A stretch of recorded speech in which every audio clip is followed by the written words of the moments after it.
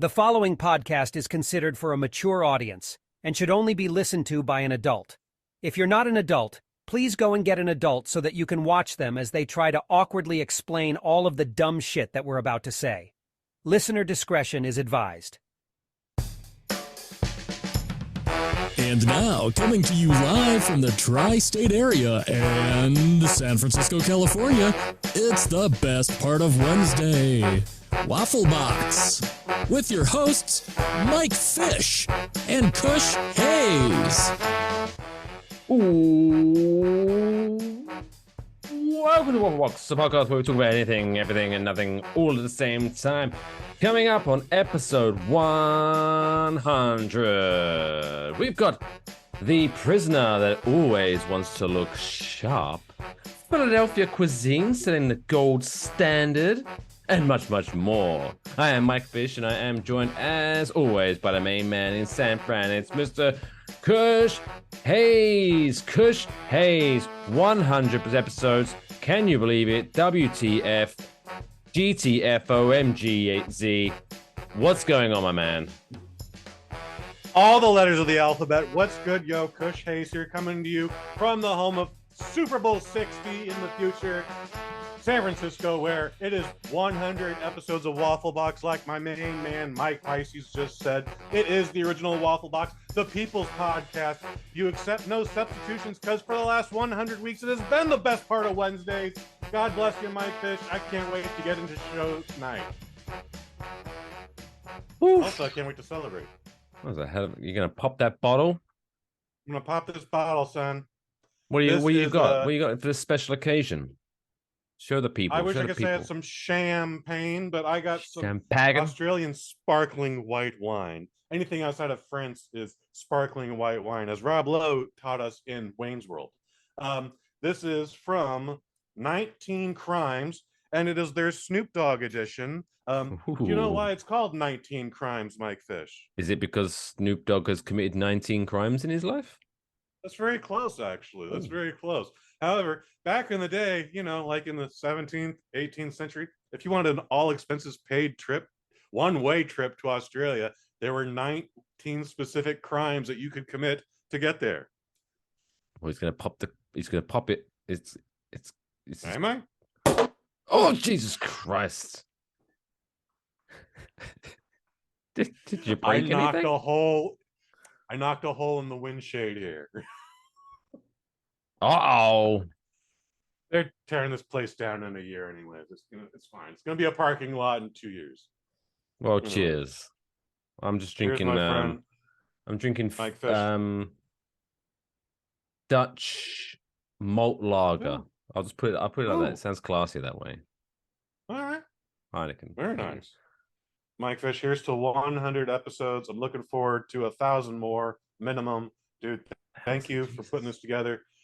Thank you for bringing me on a part of this, man. You could have done this with anybody, but you chose me, and I sincerely appreciate you, my man. Thank you. Cheers. Cheers. Dude, a lot has happened in the last 100 episodes. Such as? Well, I got to help make a You had movie, hair. and You had a full head of I had- hair when we I had a started. full head of hair, and then it all He had a just mullet fell and off. everything. Now he's bald as a plucked chicken. This isn't the second episode this isn't the first episode I've done without a hat. It's only maybe the second or third. But anyways, yeah, I made a movie.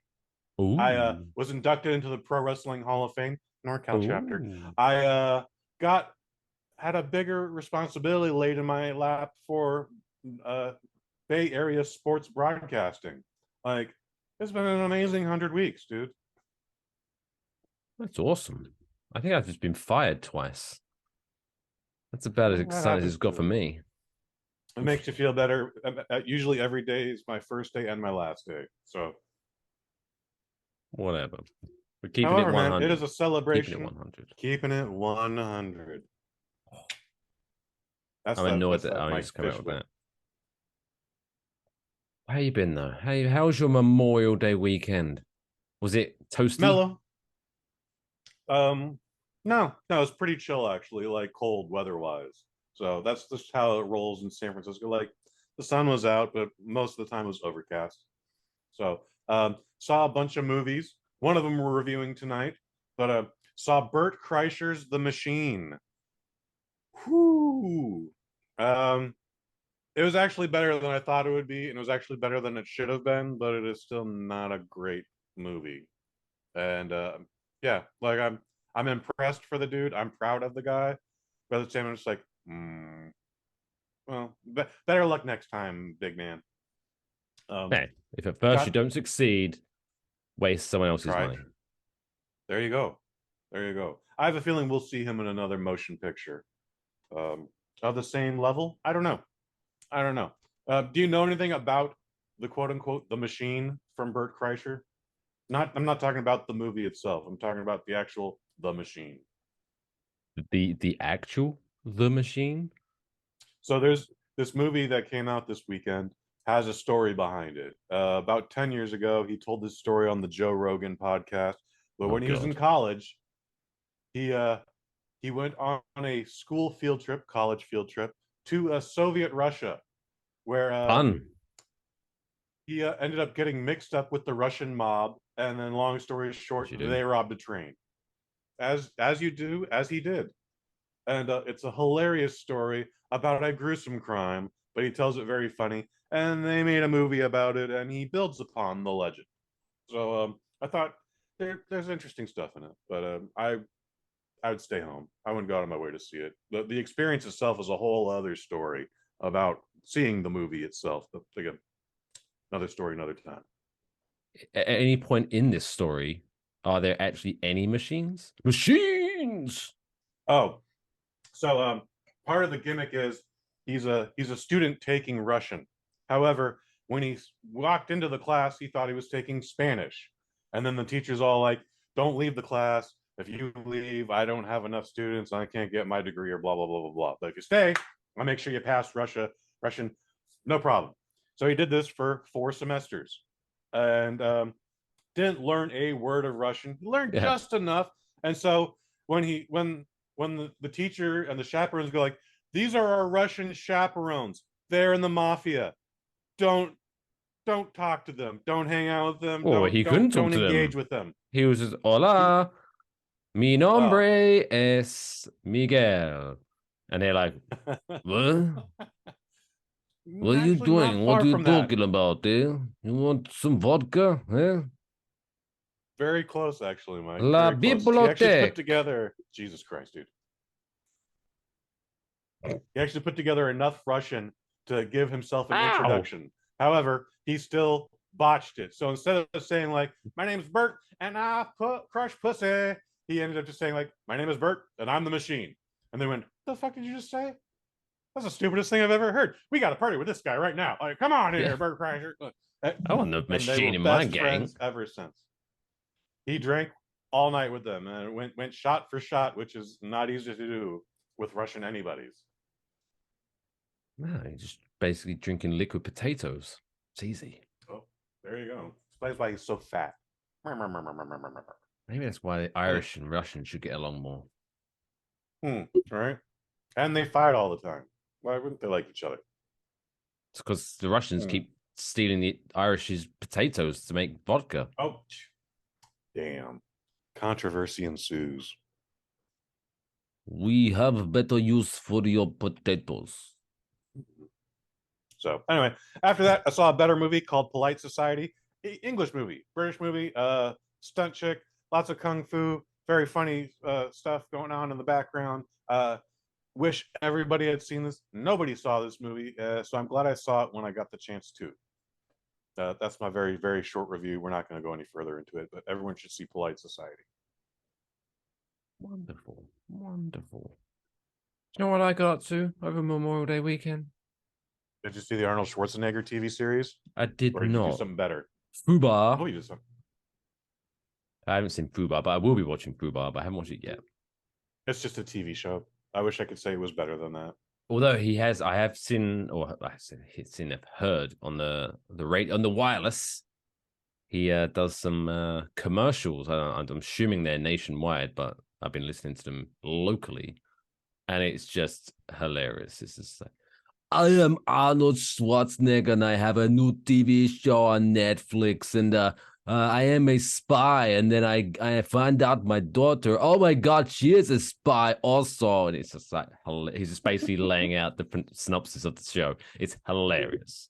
It's actually not a bad impression there, Mike. Mike, your impressions get more and more impressive each week. You just, when you're doing Arnold, you just have to imagine that you're choking on something and you really need to get out what you're about to say. Like, so you check like, oh my God, can you give me the Heimlich maneuver? I ain't gonna do nothing, buddy. I'm losing it. But no, I just Memorial Day weekend. I didn't watch Fubar. I just did a lot of driving upstate New York, and visited plenty of breweries. That was my and just sat outside in the hot sun with my dog, drinking beverages. It was a lot of fun. A lot of fun. Any breweries stick out to you? Like this one, like hands down, was the best brewery we went to this weekend. There was one. Actually, I have to see. Did you ever watch the TV show? Grand Designs. No, never heard of it. It was a British TV show, but I do believe it came over here. But it's basically some obnoxious British guy who follows these like building projects, and they're always like very over the top and lavish and artsy, and they always go over budget, and he always like passive aggressively pokes holes in their plans, and it's just very hilarious. And I'm sure they're very annoyed that he's hanging around. But yeah, this brewery was the one we went to was very good, but it was very lavish. But it was called Lasting Joy Brewery, which is kind of like a bit of a name. Lasting Joy. Yeah, that seems like something Martha Stewart would brew. Yeah, but the beer was good. Beer was very good, and the space, it was like basically a farm with a brewery smack dab in it. So I just got there, had some picnic tables, laid out a little blanket, chilled out. Plenty of room for the dog to run around. Oh, dog was having a whale of a time. Nice. Yeah, that's pretty much what I did. And then on Memorial Day itself, relaxed, grilled some burgers, hot dogs, the huge. Nice. Lathan, how was your Memorial Day weekend? Well, gentlemen, I spent the entire Memorial Day weekend getting a sweet tan. Unfortunately, I never took my sunglasses off once, so now I look like a fucking reverse panda bear.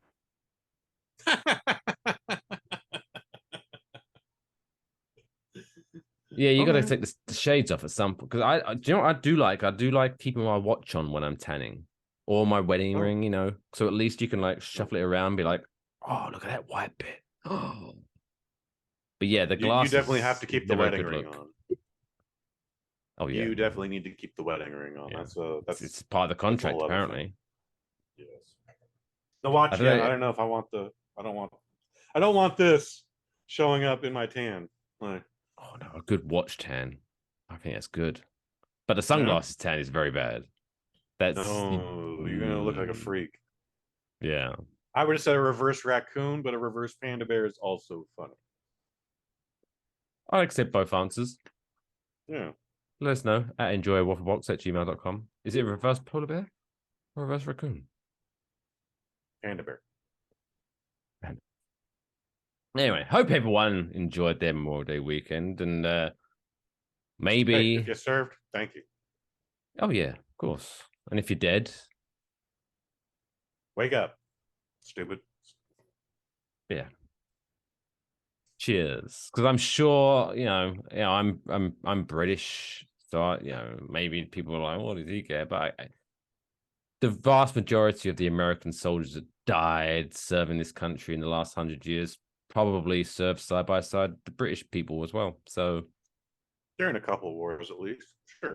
You're my boy, Blue, or whatever your name is, but we respect your service, unless you're listening to this. This is the trouble with podcasting.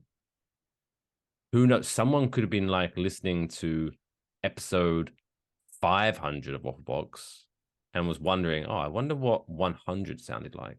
And so this could be like September, and they're like Memorial Day on the phone.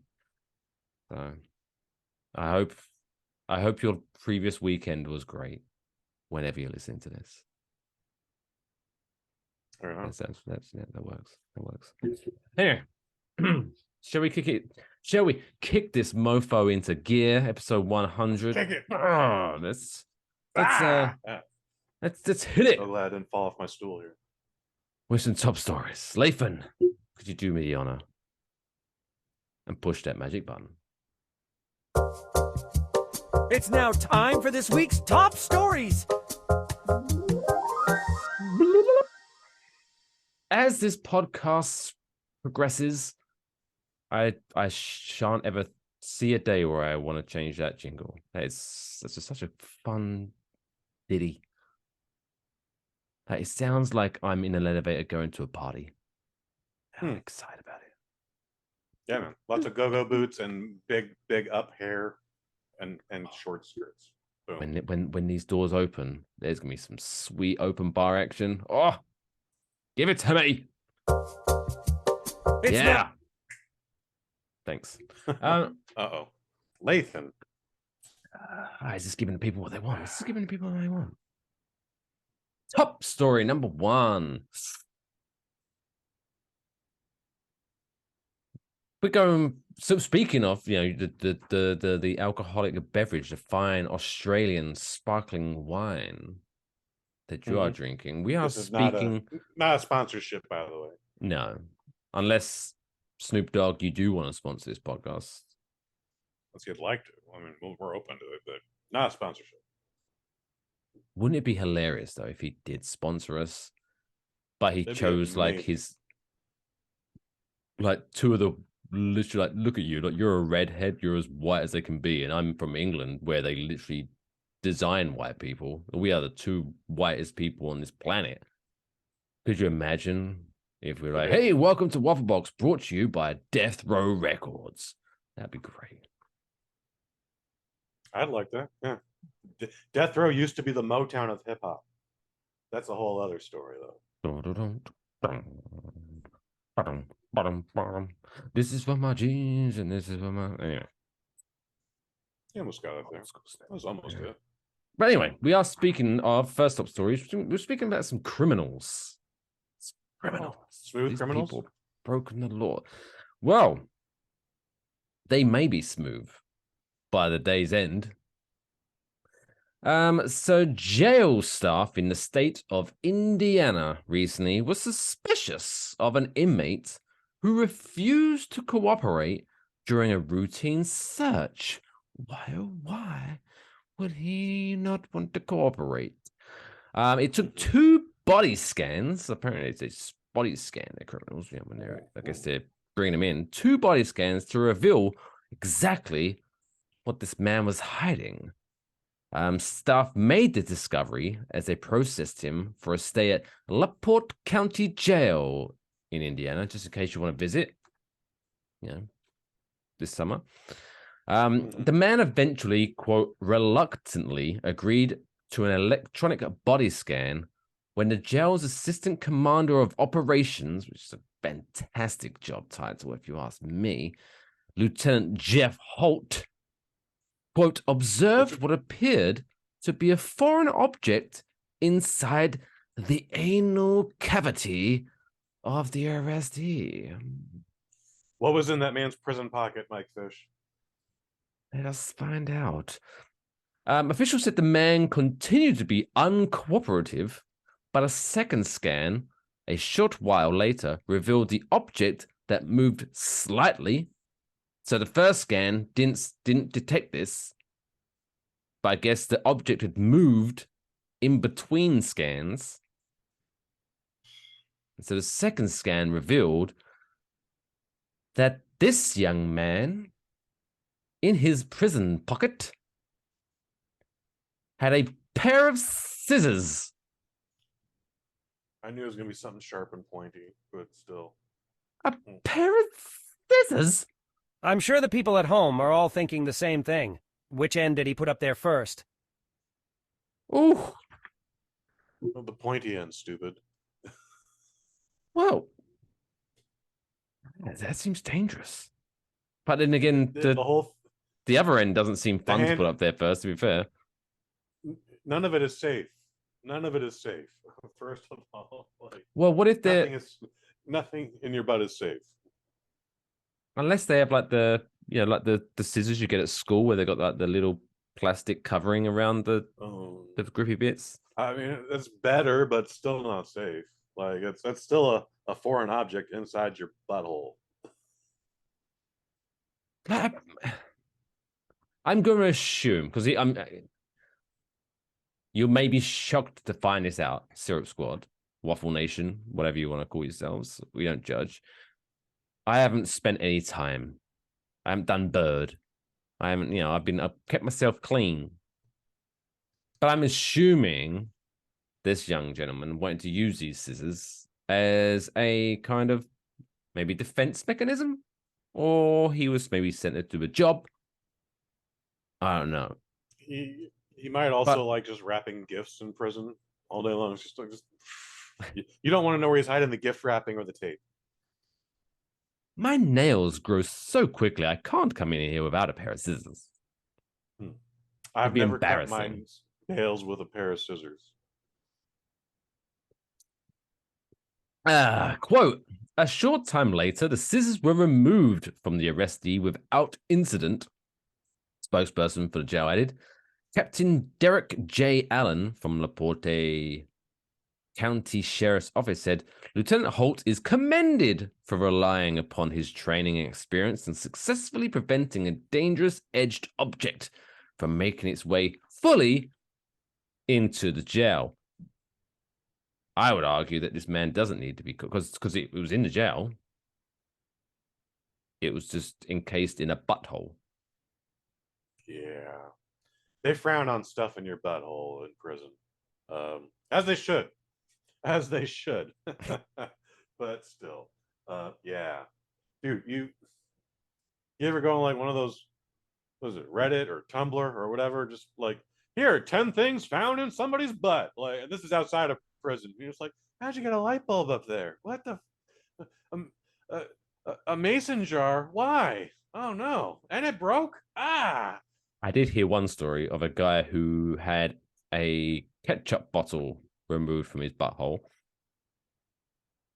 And his story was that, so this is actually from I believe it might have been a Ricky Gervais stand-up where he mentioned this story. Where, so the story was that he returned from the store, the grocery store, and realized, I've lost my keys, or I left my keys in. I've locked myself out of my house. Luckily, that upstairs window is open. So what he planned to do was climb up the gutter, the drain pipe, the gutter pipe, to enter the house via the window and then open the front door and retrieve his shopping. But unfortunately, oopsie daisy, he fell and landed anus first on the ketchup bottle. That's the story, right? How do you do that? Now, the hospital notes for said incident thankfully commented that this story would be more believable if it was for the fact that grocery stores sold ketchup bottles with condoms already attached to them.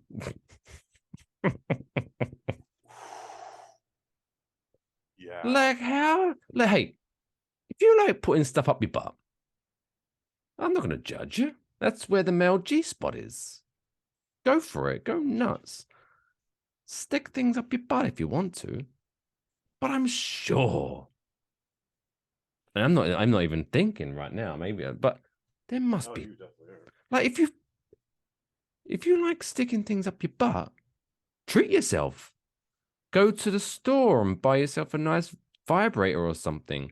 Don't ketchup bottle. What are you doing? Because then the next time like, or maybe unless he just got off his kicks with like the next day when he was inviting his mother-in-law around, and she was like, "Have you got any ketchup?" Have I? I just so happen to have a fresh bottle right here. Yep, it's nice and fresh. Enjoy your ketchup. This ketchup smells weird, Daddy. That's just Heinz 57. What are you gonna do? Is the 57th flavor poop? Because this smells bad. I don't think it is. Anyway, there you go. Don't stick scissors up your butt, people, or ketchup bottles. Don't stick anything in your bum. Get your kicks elsewhere. Anywho, next story. As the summer months are fast approaching, and some would argue that the summer is already here because I have been out in the backyard all day. The light, it makes me look orange, but I have got a nice tan. It's gorgeous outside. Now, some people in the summer, even some of the winter, I'm not, again, we don't judge here at Waffle Box, but some people like to go camping. Some people like to go camping in the summer, Kushes. Are you a camper? I've heard. Not much of one, no. I've camped, but it's not my favorite activity by any means. No. Because I love nature, but I don't want to ever risk, even if there's like a 10% chance, I don't want to risk having my wake-up call being from a bear. No, I'm good. Yeah. And that's not a convenient wake-up call either. That's usually like 4 a.m. Yeah. Bears are dicks when it comes to that. That's why I don't get good tips. But this is a good new place for people who wants to go camping. Rhode Island, because sure, that's where people want to fucking go. No one has ever said, "Oh, this summer, should we go on vacation to Rhode Island?" Yeah, when I'm not seeing like fishing docks, I'm just seeing farming fields. I don't see anything else in Rhode Island. I don't see a city or like necessarily a town. Like it's just two just farming fields and fishing docks and I guess some lighthouses, but nothing else. Family Guy. Wasn't Family Guy setting in Rhode Island? I don't know. Yeah, someone looked it up. Anyway, but Rhode Island, it's now got its biggest tourist spot now because a Rhode Island house that inspired the 2013 horror film The Conjuring is offering fans of the film and amateur paranormal investigators the chance to go, quote, camping or ghost camping. I've already got a problem with that because I've already the glamping, which is glamour camping. I've heard of that, but I feel that if you go camping in like a really like fancy tent and it's got like nice amenities and all that stuff, it's called glamping. So you're going camping, but you're not. Those tents, you need an army of 12 people to assemble. Yeah, but I'm not sure they're great, but then you're like, camping.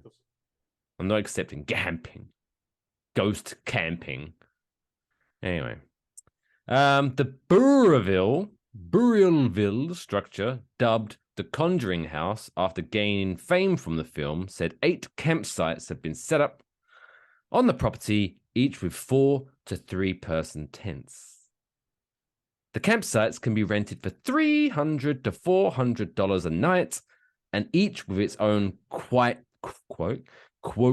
fright factor rating, said to correlate with the spookiness of the camping experience. Quote, visitors are to bring their own equipment to investigate what might await in the darkness. Nothing, because it's not true. Because this excursion is sure to test your capacity to experience the paranormal, end quote. The home was not seen in the screen on The Conjuring, but the residents hosted the, quote, real-life events that served as the basis of the movie. Right, I get. I mean, we can unpack this, I guess. Like, let's just 5 minutes, I guess. Let's just believe the ghosts are real Mhm. and that the Conjuring is a true story.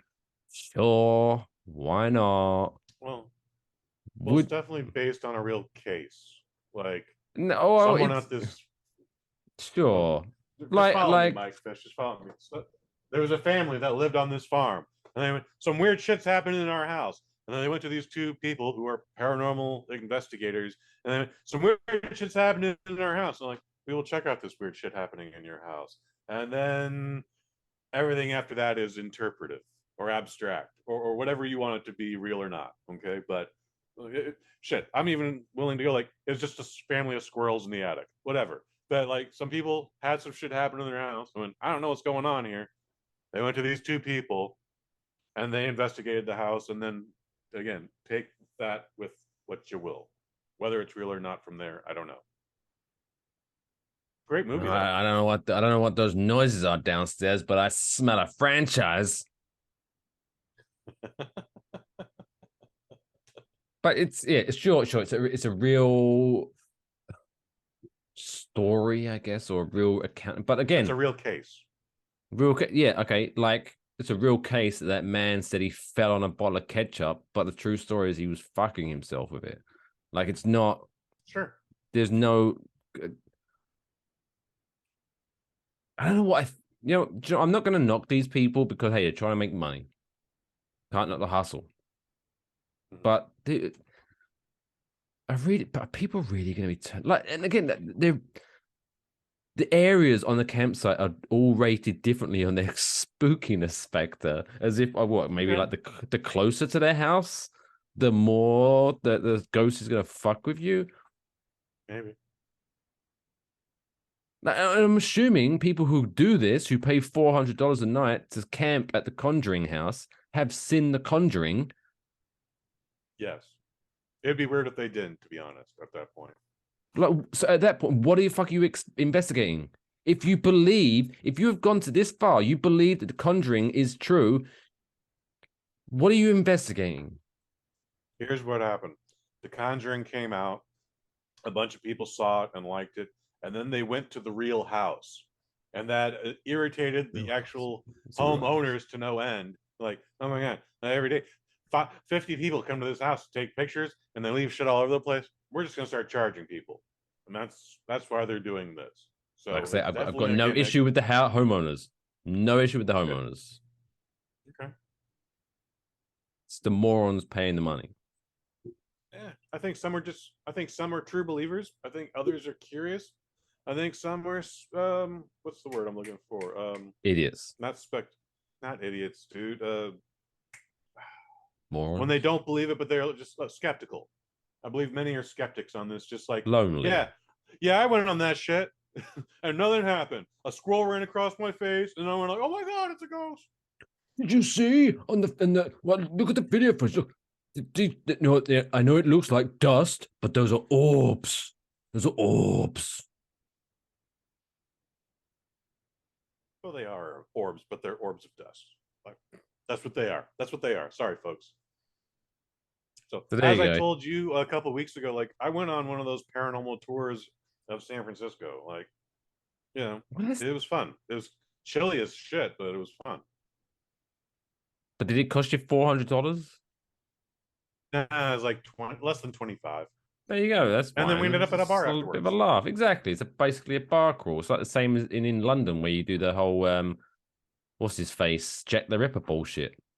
It's just basically a glamorous bar crawl. Yeah. Whereas this is camping. You It's only get camping. campsite. It's in a fancy tent. It's in a fancy tent that you don't apparently have to put up or take down. They're clearly going to take care of all your amenities. Well, There's probably running water. It says campsites are rented, and then you have to bring your own equipment. So do you have to bring your own tent? Are you literally just paying $400 for the little bit of land? So what? Unless I misunderstood the story you just told, I was assuming they just have camps on the premises already. I hope they do, because at least that's Maybe I Oh misunderstood. yeah, so Then. yeah. So yes, I read it because it's each with a 3 to 4 person tent. So I let's see, or a 3 to 4. Okay, yeah. All right, so at least the tent's provided for you. Yeah, At yeah, least. yeah. So So you haven't yeah, I got mean, to turn up and put the fucking tent up, which some could take like 3 hours if you're named Mike Fish. If you're named anybody, those things are nightmares. But there you go. Check that out. Go to the Conjuring House's website, which is, I don't know, www.ihavetoomuchtimeandmoneyonmyhands.com. That Conjuring is like experience. low key one of the most successful franchises. I'd say second to the Marvel Cinematic Universe right now. It's got the 3 Conjuring movies. It's got 3 Annabelle movies. A second Nun movie is coming out, and then we had La Llorona. I think they're making a second one of that as well. Like that's 8 or 9 films I just mentioned there. So No Fast and the Furious, though. hmm. Maybe that, throwback to last week, maybe that could be a spin off. They might actually. The Fast and the Furious Warner meets Brothers. The Conjuring. Warner Brothers. Again, it could be done, but highly unlikely. Probably more realistic than the Fast and the Furious, if that makes you giggle, Mike. Oh my God, this house is haunted. We need to leave. I don't leave family. There you go. I feel more safe hearing that. Thank you, Finn. Yeah. Vin Diesel, what a guy. Vehicle identification number Diesel. Speaking of people with too much money and not enough sense, this story,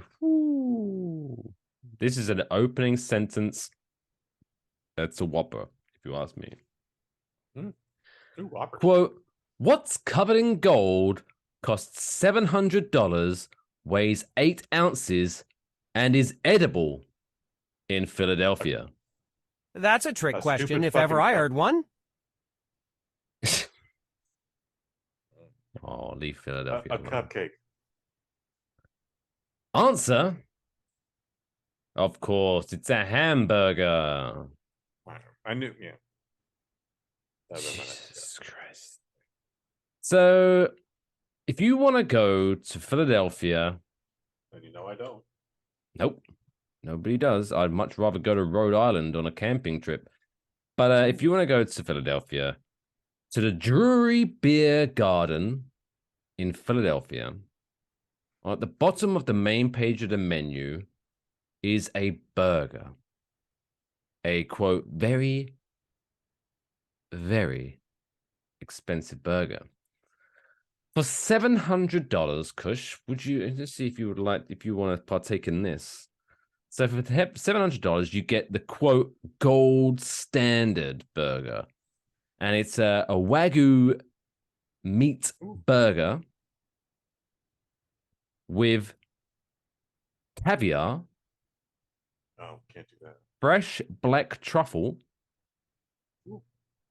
Lobster flambéed with cognac. Can't do that. Topped with aged Irish cheddar and drizzled with honey. Sounds disgusting. In one burger. Thankfully, fries are included. Because that's one thing that fucks me off. Whenever I go to a restaurant, and that's a new thing now too. Oh, fries not included. Yeah, you have to pay like, oh, you want a burger? Okay, yeah. Can I have fries? Oh, that's gonna be $8. Fuck you. No, I want fries with my burger. But luckily, for $700, you get fries with your burger. As is a 1 ounce pour of Louis VIII cognac. Oh, okay. This is all starting to make more sense now. Which in of itself fetches around $5,000 a bottle. Right. George Tesouris. I apologize if it looks like if I'm going to guess how the spelling of this is Tsioouris. I'm going to guess that he is of Greek heritage, but I could be wrong. Sounds about right. A co-owner of the beer garden told local news station NBC 10 the gold standard is about the joy of cooking. Bullshit. It's not the joy of cooking. It's the joy of taking money away from stupid people that want to pay for that. Yeah, this.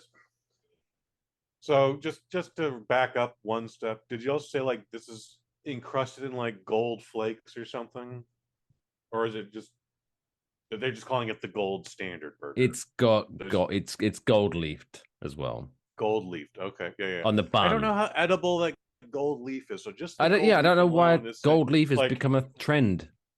Putting it in food. I think that's going to tear up my insides, and Yeah. that's going to disrupt where my scissors are. No, thank you. Mm-mm. So, but we're also allergic to caviar and lobster. Anything that breathes underwater, we can't ingest. That's what happens with that. So, yeah, we would definitely not partake in this. But it seems like this is like one of those gimmicks where it's like a $2,000 glass of champagne that comes with a diamond at the bottom of it that fetches for $1,970 on its own. It's like, And then we give you the Heimlich maneuver for free when you choke on the diamond. yeah, how many people have swallowed the diamond? Treating it like the worm in tequila. Drink the diamond, drink the diamond, drink the diamond. I know a dude drank a scorpion. It seemed to be fine, but still, I was just like, you're stupid. It's obviously dead too, but still, just like, why would you do that? Yeah, I don't fucking get it. Eating gold food doesn't make you a better person. It makes you a dumbass with too much money. All right. Yeah. Well said, Latham. That sums it up. Yeah. Because This is definitely like something like, look what I spent money on. but the combination just doesn't seem like even if it doesn't even sound like it tastes good. Like Wagyu burger, but I know for a fact, like in Costco, I can get Wagyu beef burgers for $100, and it's like a pack of them. How many in that pack? I don't know. 4? I didn't look. 10? Oh, you should look. You should look. I'm assuming it's more than one. So I would hope so. Just for sake of this argument, let's just say it's 2. It's probably more, but let's just say it's 2. So it's $50. Let's just say. That's still expensive. But okay. And then Okay. add on top of this caviar. Mm-hmm. Isn't caviar like snail shit or something? Fish eggs. Fish eggs. All right. There's a specific breed of fish eggs, and I've been a part of the service industry, so I've served people caviar on a tray, and a lot of people just like that can afford the caviar just like turn their nose over like, ew, I don't want to eat fish eggs, you jerk off. But then some folks are like, I can't eat enough of this caviar. Oh, it's beluga. Oh my, that means it's like $500 more. Oh, I'm gonna eat 7 more of these. Like they eat it just for the sake to say they ate expensive ass caviar. All caviar is expensive, but still, like, because I mean, people complain how expensive chicken eggs were. They're like right? $10 a dozen. Really? Thankfully, missed that shit. But it's fish eggs. That fish lay way more eggs than chickens. You can get. I think we're getting screwed here. 3 ounces of caviar for I want to say like $800. 3 ounces. That's not a lot. No, I'll skip that. Yeah, but then also fresh, and it comes in like a little tin. Like you'd see someone get chewing tobacco in. Like it's again it's 3 ounces. But then you spent all your money on that, and then you're like, well, so you just end up sitting on the floor because you had to sell your couch, and then you're like scooping caviar with Tostitos, and you're like, what have I done with my life?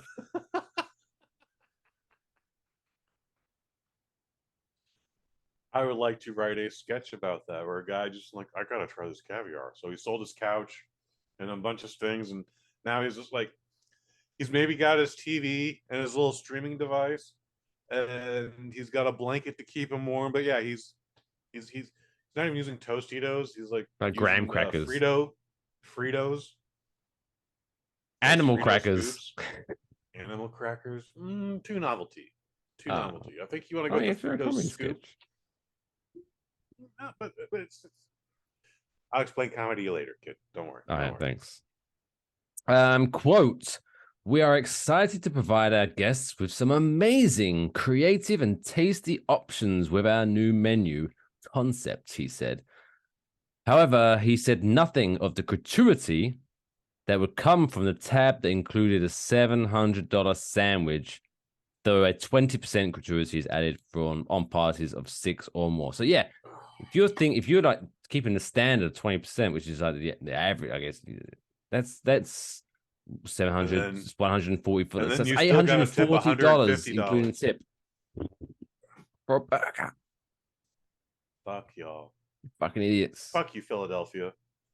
But yeah, fuck Philadelphia. Yeah, another reason, you can't win. You can't win any sports, so you're just gonna try. I didn't know there was like people. oil fields in Philadelphia. Oil fields and conflict diamond mines are apparently all over Philadelphia now that they just are serving this at a restaurant. But even if money was no option, even if I was like Jeff Bezos, it sounds disgusting.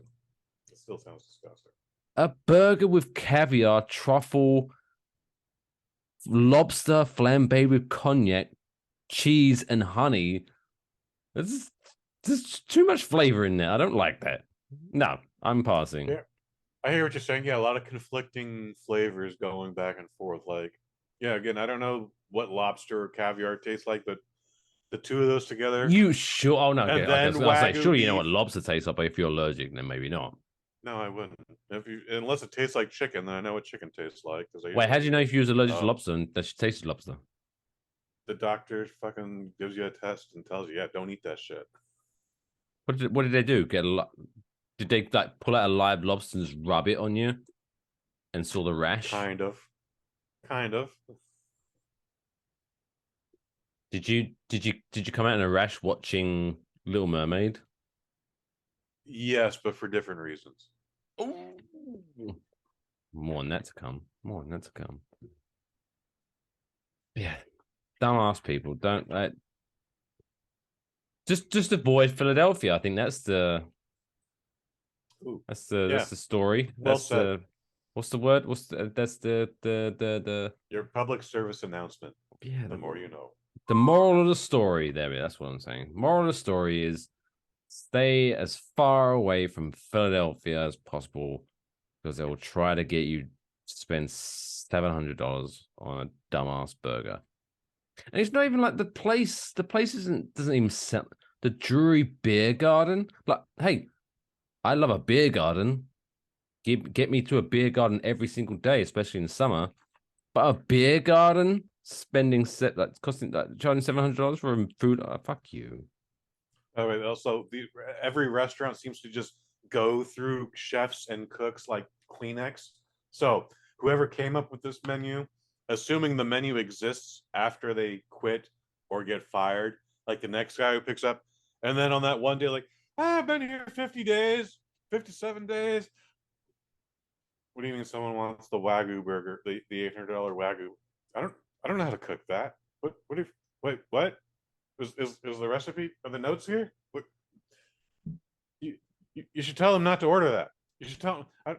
And then food poisoning occurs. How could you? Because I mean, if it's a beer garden in Philadelphia, even just how good do you feel?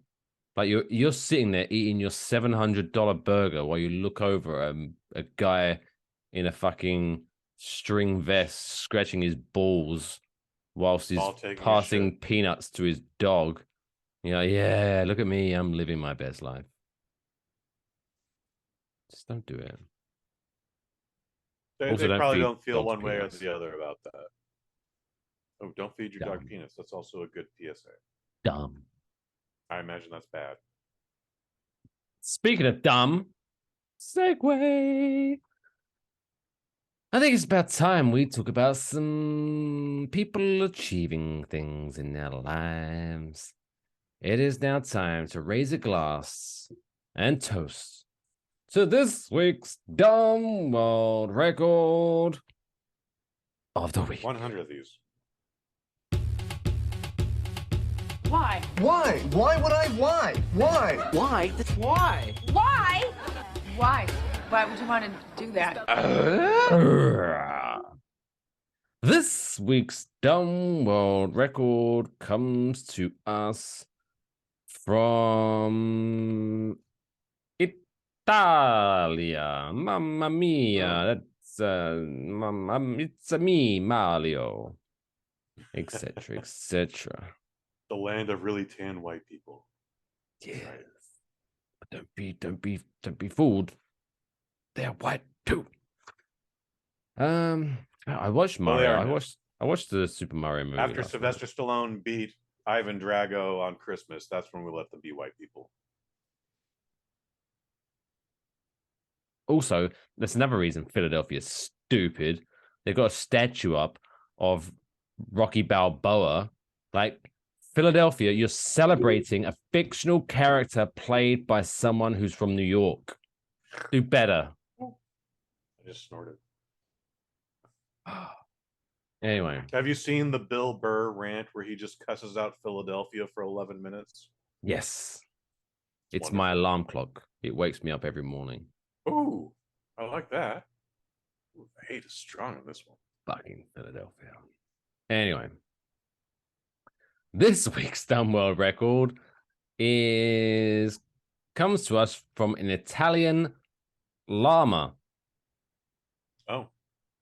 So a llama belonging to an Italian farmer broke the Guinness World Record when he jumped over a bar placed at the height of 4 feet 3 inches. Okay.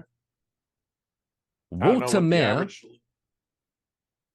Wait, so yeah, feel free to interrupt because I'm trying to prepare myself how to pronounce this location. I just want to say I don't even know like what the average jump for a llama. I didn't know llamas could jump, but why wouldn't they be jumping? At 4 feet 3 inches, that's okay. Yeah, I'm soaking that in.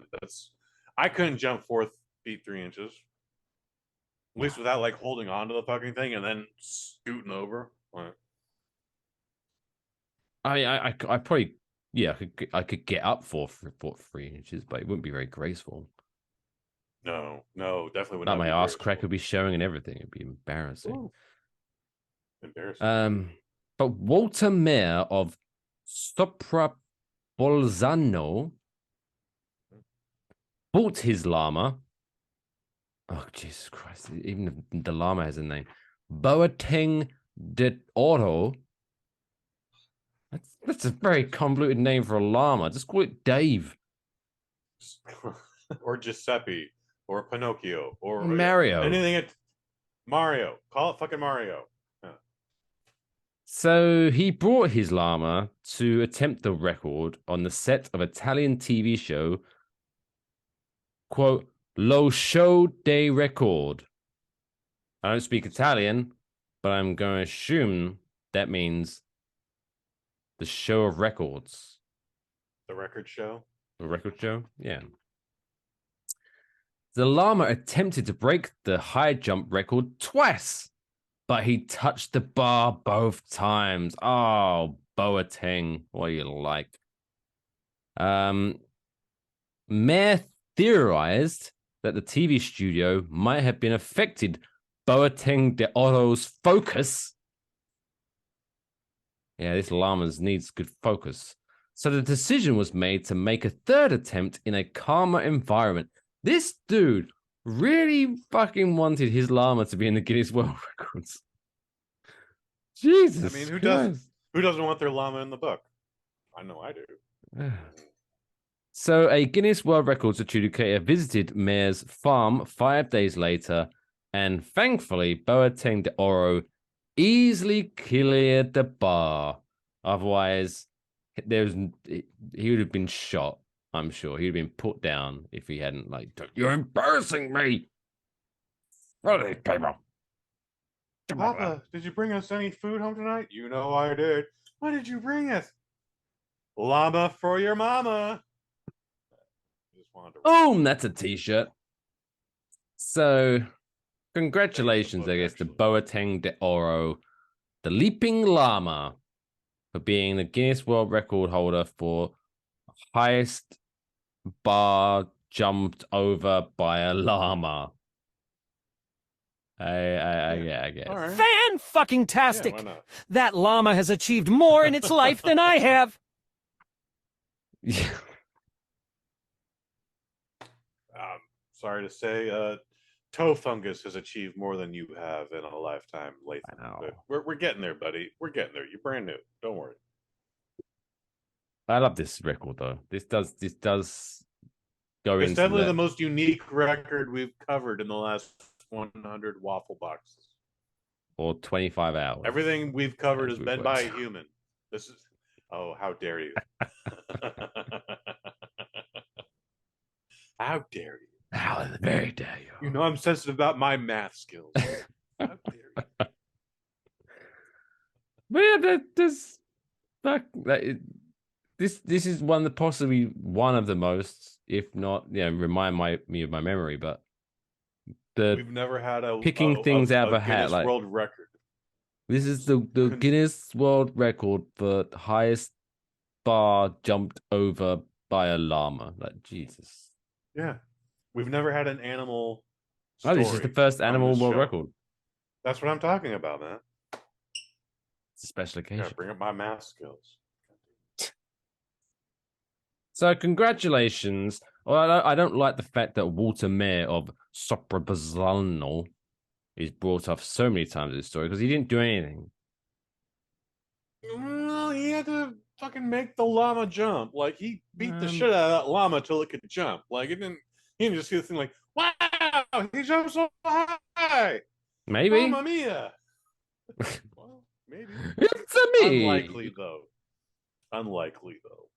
Oh, Walter? Is that an Italian name? No, it sounds Walter? Sounds Polish. Yeah. He's a fraud. But yeah, congratulations to Boateng de Oro. Which, does anyone know what that means in Italian?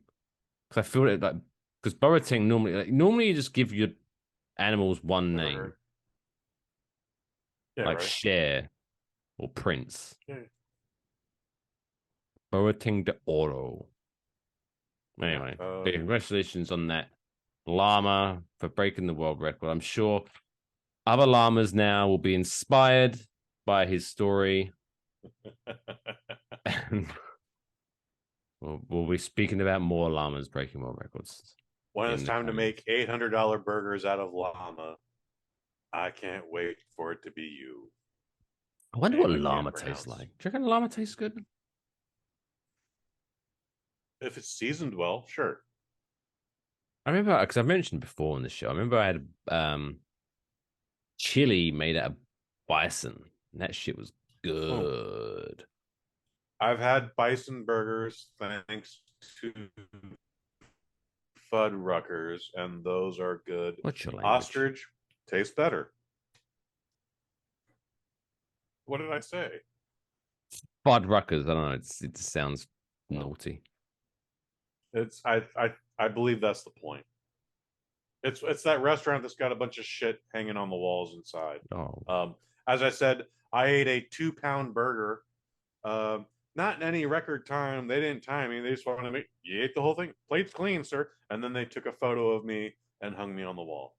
And then I went back and did it again like a year later, and then the place closed down, so it didn't matter. Oh. Did you at least get to take your photo? No, because I didn't know when the place closed down. So you returned. It was like, hey, I want, I'm I got a beard trim now. I'm looking better. Maybe I should do this again to update my photo. And then you walked up there and it was like, no, this is an Applebee's now. And you're like, oh fuck. Well, so like when I first did it, there's only like a small handful of Polaroids on the wall. And then they took my photo, and I came back a couple months later, and then there were more Polaroids on the wall. And you're just like, oh, I feel less special. In fact, I feel so less special. They literally put my photo right above a trash bin here. Oh my god. Oh, they moved your photo? No. I think that's where they originally placed it. Again, like they took my photo and they're like, it's gonna hang over here, Mr. Cushes. Like, no. They just took my photo and then they finished out their shift or whatever they did. I went on with my day, etc., etc. Never What would actually be expected to see worse? it on the wall. What's worse, if they originally put your photo above the trash can, or if they moved your photo to the trash can? Move to the trash can for sure. Yeah, maybe. Because if they just put it above the trash can, then I feel like this is the only placement we have at this point to keep it aesthetic. But if they're like, fuck this guy, like we gotta have the slamming salmon hanging up here, so take this guy's photo and put it by the trash can. Like, and then I would feel denigrated. But no, it's a fuck either way. It was a fuck either way. Still, it's But a I get it memory twice. that they can never take away from you. Except for they Fuddruckers.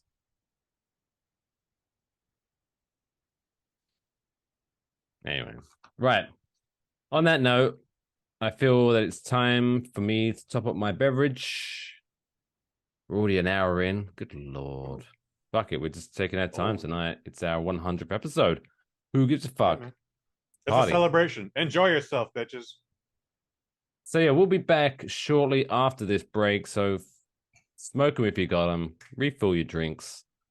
And we will be right back after this short break. Dress code will be enforced. Yeah, don't be showing up on something like me. Shoes and shirts needed for service of this podcast. You No shirts, no bastards. shoes, no dice. Exactly. Anyway, be right back.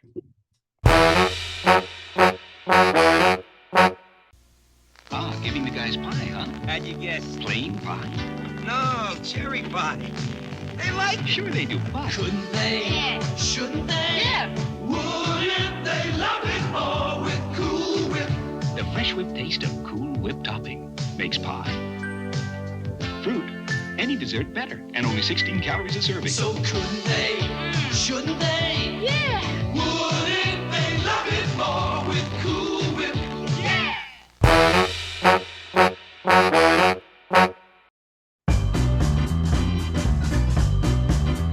It's now time for the middle of the show quiz. Hey, welcome back to Waffle Box episode 100. Still to come, we've got Little Mermaid movie review. We'll be announcing the winner of our $100 Amazon gift card giveaway. Ooh. But it is now the middle of the show, so of course, it's the perfect time, if you quite frankly ask me, for the middle of the show quiz. This week's quiz is inspired once again by a birthday, and as it is Wednesday, May 31st. It is, of course, the 47th birthday, and quite frankly, I thought he was older than this. The 47th birthday of one Colin Farrell. Oh, God bless him. God bless that man. Maybe it's because he's just always been around. He's been around for a fucking long time. But yeah, 47. Good for him, I Definitely guess. been around for a long time. However, he's uniquely that one dude that like men didn't get intimidated by when he first started coming up. Example: Brad Pitt. Dudes hated Brad Pitt in the early 90s, and then he like made Fight Club and like, go Brad Pitt! I want to see everything this dude's in. That's a true story. That is a true story. But Colin Farrell is just like, this guy can't do anything wrong. Like, I only want to see more Colin Farrell. Phone Booth. What a movie. If you haven't seen it, check it out. Phone Booth is a lot of fun. Phone Booth is highly underappreciated. Oh, 100%. I don't know if it's a great movie. I don't know if it's a good movie, but yeah, Phone Booth rocks. Maybe it's because, yeah, people like, well, It's Die Hard in oh, the Phone Booth. I think this is a really good movie. And then like, no one else gives a shit. And I was like, what the fuck? So that's why I care more about it. But obviously, yes. So the middle of the show quiz. Quiz is where I give 5 questions to Kush. Obviously, the name of the game is try to get at least 3 out of 5, if not 5 out of 5 for the clean sweep. And so, as you would not be shocked to hear, these questions are Colin Farrell themed. So Kush, I feel like I'm Hayes, only going to be okay at this. If I'm anything less than okay at this, I'll be disappointed. well, you did all right last week with Tommy Chong knowledge. So you might surprise myself. Or yourself, I guess. All of us. So, Kush Hayes, are you ready to be quizzed on Mr. Colin Farrell? I'm ready, Sensei. Question. Colin James Farrell was born in Castleknock, a suburb of which Irish city? I'll give you a clue. It's yeah. I was gonna say, I'll give you a clue. It's probably the only Irish city you know. It was, in fact, Dublin. Irish city I know. Yeah. 1,000% correct, Mike Fish. Give yourself 10 points for that. Boop, boop, boop, boop. Question number 2. Colin's father, Eamon Farrell, played professionally in which sport? Bonus point if Rugby. you can name the team, but I bet you will be able to. I won't be able to, but rugby? Rugby? Rugby. Oh, it was football / Football. soccer. He played for Shamrock Rovers FC, which is See, I felt like football felt too obvious. I should have just said football. so 1-1 so far. I'm in my own head.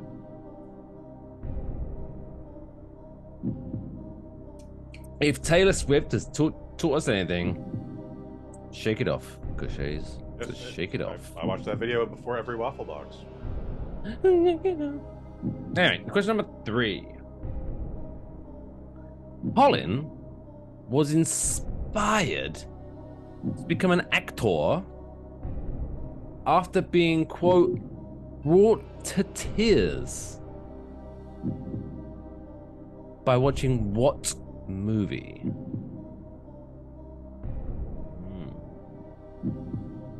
And so you remember, again, I'm going to help you out here. So he's 47 years old, which means he was born in what, 1975, 1976? I'm not good at math. We've established that in the Waffle Box. Mid-70s. He's a mid-70s baby. Okay. Star Wars. Who the fuck would be Such a brought to generic tears answer. watching Star Wars? So many man babies. So many 47-year-old man babies. No, I am your father. Thank God. Oh my God, he just found out. Well, that's Empire Strikes Back. However, I can there's so a lot of daddy relate issues. with that.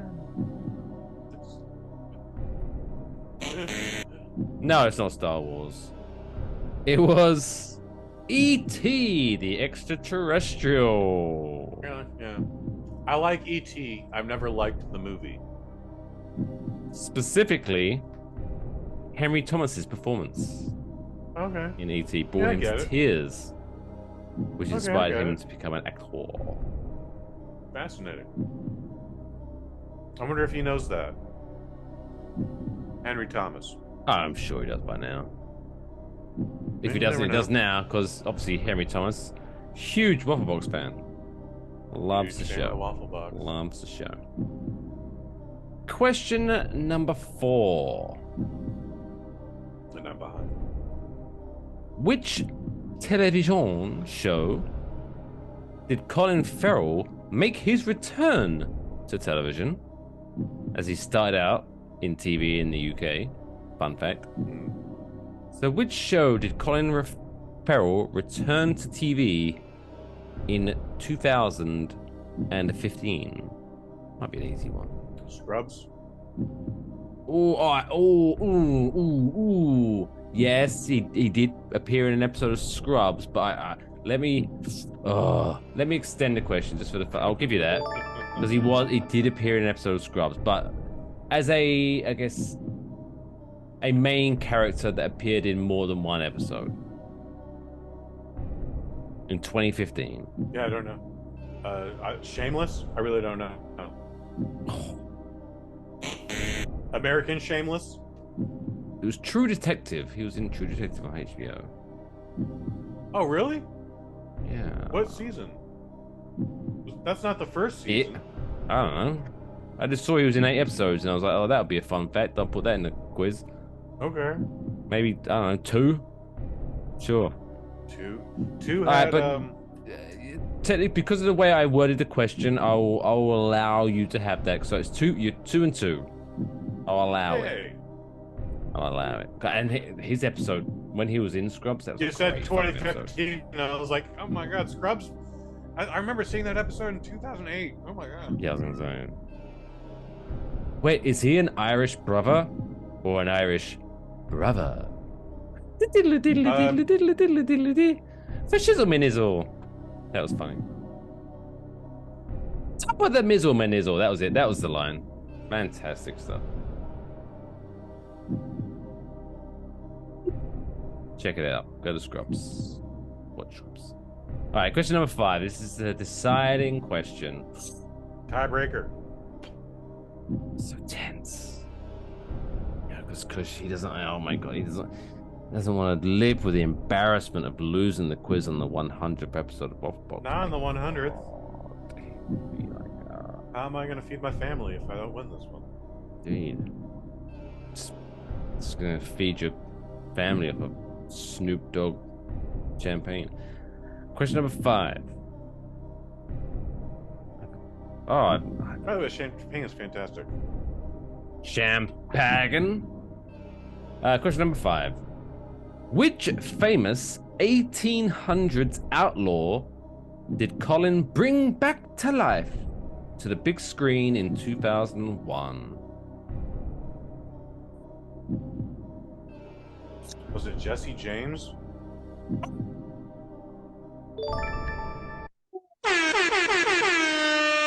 Wow! You win. No way. It was indeed Jesse. Oh, you didn't know? Down, down, down, down. Your ass better call somebody down. Is that different Jesse James? Oh, that was Road Dogg Jesse James. Sorry, that's a different. Could you imagine Colin Farrell playing Road Dogg Jesse James in his biopic? He would do a better job than the original Road Dogg Jesse James. Sure. Burn. I don't know if he could rap as well, though, to be honest. Just the facts, ma'am. Like, what can't Colin Farrell do? Anyway, this wasn't Burn Road Dogg night. What movie? Because the one American Outlaws. That probably American Outlaws. I gotta look that up because I remember watching a movie. I don't remember Colin Farrell being in it, but Jesse James is the good guy in it. And I was like, this is some bullshit. And Jesse James is a good guy in that movie. Family, and they're a Confederate family. I was like, what is happening? How did this get past everything? Like this. Why are they trying to make me feel bad for the slave owners? What the fuck? Jesse James definitely wasn't a slave owner, but still. Okay, American Outlaws. I'm going to the IMDb right now while you set up the next gimmick. Do it. There you go. But there you go. Congratulations, Kush Hayes. Get 3 out of 5 on the Colin Farrell's birthday edition of the show quiz. But it's now time because I know, as I say, we're reaching the summer months of 2013, and you guys and gals, trying to impress the Scott Conn. Yeah. I think I saw this shit. Brilliant. Kush Hayes has confirmed he saw American Outlaws. I'm not there just yet. Ali Larder. Kathy Oh. Bates. Oh shit, I did see this shit. Oh yeah. Timothy Dalton. Oh my god. Woo! Yeah, I saw this on DVD through Netflix when it was mailing you DVDs, and I was like, "This is the weirdest fucking movie I've ever seen." Because again, those who don't know about Jesse James like robbed a bunch of banks, killed a bunch of people. He was an outlaw not even for the sake of being an outlaw. Like he was a fucking legit criminal. He was a bad person. And this movie is like, yeah, I'm all about family. And sure, we're a Confederate family, but like we hang out with this Indian fellow. Native American now. But however, this is like he's one of the good ones. He kills Yankees. That's what Kathy Bates says, who's Jesse James's mom. But yeah, do you remember? I forget the name of the band, but like, brr, brr, brr, brr, brr, brr, brr, brr. Click, click, boom. That was the theme for the Saliva. movie. If you say so, yeah. If you say so, they it was a tooth. It's one of those Wait, movies that like Saliva's Click Click Boom was on the soundtrack of American Outlaws. American Outlaws. Yes, That doesn't. and Hey, it's I love again, that it's one of song. those movies where It gets like me it was a hyped up, but summer. that doesn't deserve to be in It's a that great song. movie. It's a great song. It was one of those movies where like it came out in the summer of 2001, but then made video post 9/11. So you're just like, what the fuck? Like, I'm already confused about life as it is, but like, why am I watching a movie about Jesse James being a good guy? What is happening here? What is Completely forgot Colin Farrell was in that shit. Thank you, Waffle Box. You're Thank welcome. you. So the only like quote rock song that deserves to be in that kind of movie is "Wanted Dead or Alive" by Bon Jovi. Sure. They probably couldn't get the rights for that. They probably couldn't get the rights for that. Or it was too expensive or whatever. But yeah, Saliva's Click Click Boom. That shit was there.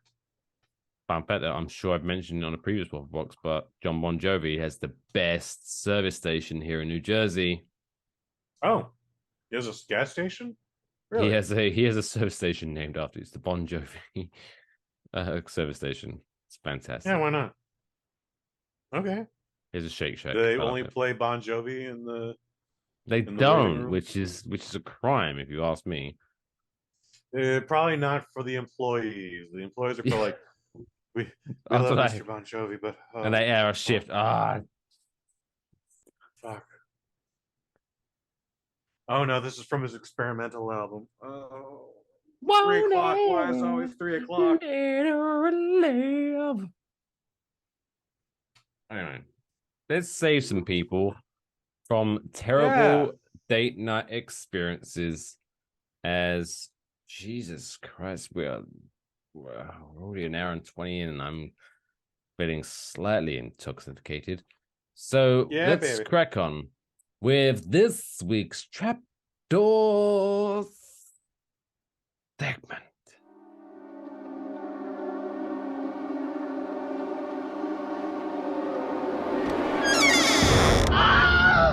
Fuck me. All right, Trapdoor segment this week. And we are still working our way through the alphabet for date night ideas. And we are on the letter I. I for intercourse. But that is not one of the options. Is that So- not one of the options? Oh, this is the worst fucking game ever. We didn't do fucking or finger banging for F. We're not doing intercourse for I. Of course, it's a scientific term. More All right. asterisk small print in the terms and conditions. So, as always, so this is for the first, second, or third date before the get to know you period. Before you get to know them, but it's during the getting to know you period. So I'm going to give Kush 4 different options of date night ideas, and he has to show his working and work out which one is the worst one, so we can send it down the trapdoor, and no one has to ever go through that horrible experience ever again. You're welcome for this public service. Okay, so the 4 ideas, again, I went to the website to get the alphabetical ideas, and these are the 4 best ones to come up with. Whew. All right, so option number 1. Would you like to take Insemination. your... Ooh. No, not insemination. Okay. Intercourse, insemination. Yeah, anyway. Would you like to take them to an Irish pub? Option number actually pretty 2. Would you like to take them to improv classes together? Ooh. Option number 3. Ice bar. which I don't know for some reason I Sorry? feel I'm gonna have to explain what an ice bar is to Kush Hayes. Oh, ice bar. Yes, you Ice should. bar. I didn't even hear correctly. It's basically like a bar, an igloo bar, and then you only get like a certain amount of time in there, and then when you get there, you have to reserve time. And you get in there, and they give you jackets, and you sit in this fucking big giant igloo, and you have a couple of cocktails, and then you fuck off. An ice bar. Okay. Sure. And option number 4, which is Rocky Balboa's favorite, is taking them ice skating. So, Irish pub, improv classes, ice bar, or ice skating. Kush Hayes, over to you. So, Irish pub is not a bad date. It's better than taking this chick to just a bar. It's literally Irish bar has some character to it. It has some character to it. They also serve food. Majority Shepherd's of the Irish pie. bars I've been to actually serve very good food. All right, it's it's casual. There's a game. They're like, hey, you want to play fucking shuffle puck? All right, cool, whatever. Air hockey, we can do that. Oh, there's pool. You know how to play pool? Great, I can learn. Whatever. Anyway, Irish pub, you're safe. Ice skating. Kush Hayes, who doesn't come from a land of ice, it's California. Despite the fact that we have 3 hockey teams, we have no snow.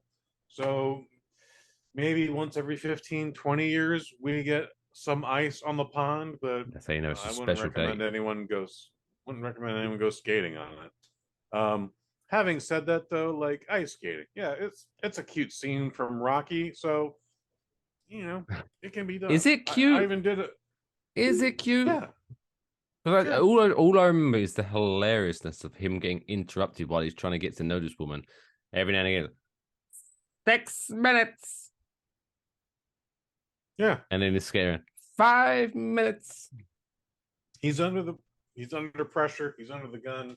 It's a cute scene. Don't worry about that. And the whole time countdown is like, oh, thank God, we only got 5 minutes left in this scene. Woo! Anyway, by the way, if Adrian wasn't just a movie character, she would also be like, oh my God, thank God, we only got 4 more minutes. I got to do this shit with this weird Neanderthal from Philadelphia. I hope he takes me home bashing. and fucks me in front of his turtles. I promise you shouldn't say that. Now we come down to the next 2, and I don't know which is worse, dude. Honestly, like the ice bar or the improv class. Like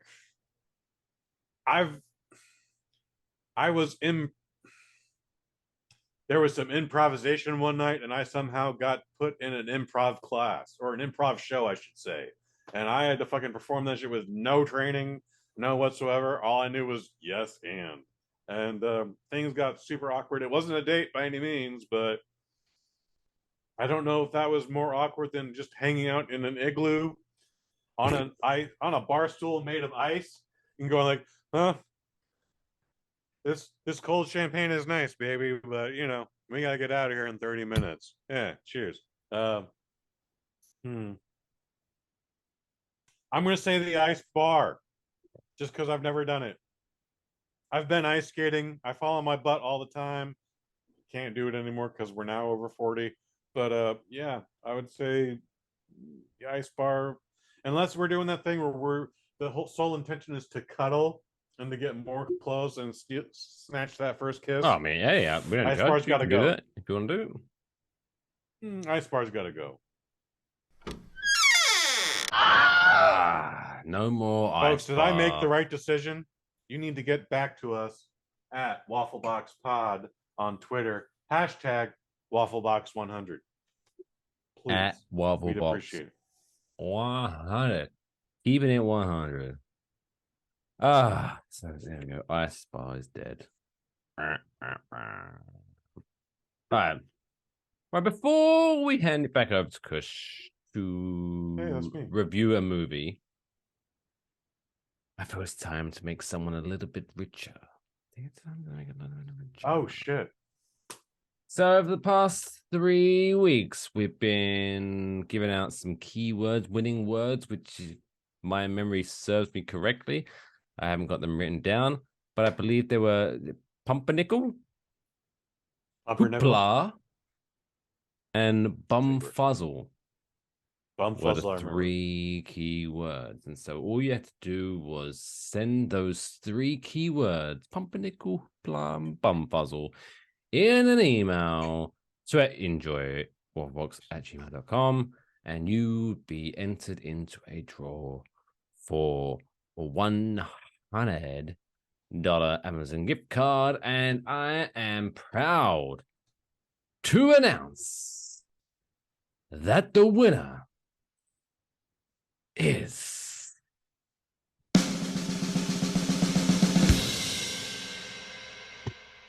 Alexo of Houston, Texas. Boop, boop, boop, boop, boop. All right, Alex. Oh.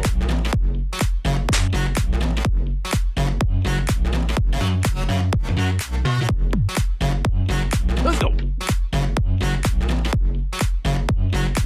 You know what's hilarious? It's like, what's hilarious? I laid out plastic all over the floor just in case the you champagne murdered got someone everywhere. tonight? In case I murdered someone tonight, yes. Yes, and but yeah, I Improv. thankfully had some caps loaded in my cap gun here. And now there's confetti all over my floor. Thankfully, it's most of it's on the plastic. Fantastic. Most of it. Confetti on the floor is much better than sperm and blood. Touche. As Raise the my glass saying to that. goes. Hashtag confetti better than sperm and blood. Anyway. Yeah, so cheers, Alexo. Thanks very much for watching / listening. From his notes, I believe he watches us. Technically, he watches us on Spotify because you can get the video version on Spotify. No, it's pretty Spotify cool. has a video version, but that means he's literally just looking at his phone like this for an hour and a half a night. These guys are funny. I especially like that handsome man, Kush Hayes. Mike Fish does some stuff too. Oh, I can make the jokes now because my hair is receding, but I've still got some. So you can still make them for a very limited amount of time. Yeah, I got to take advantage of it. I've got to take advantage of it. Yeah. And as I'm in the Northeast, the weather is getting. I haven't yet put the ACs back in. This suit jacket is it's warming up the old cockles. Do you have to install and uninstall your air conditioning seasonally? Yes. That's upsetting. Like, I've got 2 fans running right now, and they're just there. Well, the fan isn't. Doesn't matter what day it is. It's a fan, right? Yeah, 2. That's not. You can't compare a fan to an AC unit. Sure, I can. I've got a small space. But no, yeah. So I have to like get these big fucking AC units and then open up the window and then slot it in and then make sure it doesn't fall out the window and kill someone during the summer months. Oh. And then it goes. I almost did that. And it fucking. I know exactly it's very what you're fucking noisy. And so throughout the summer months, I fall asleep while I was listening to podcasts because otherwise I have to try to fall asleep with fucking ACs. That's my impression of an AC unit. All right. Not better than your Colin Farrell impression, but cool. It's also the same impression as a walrus. Oh, shit.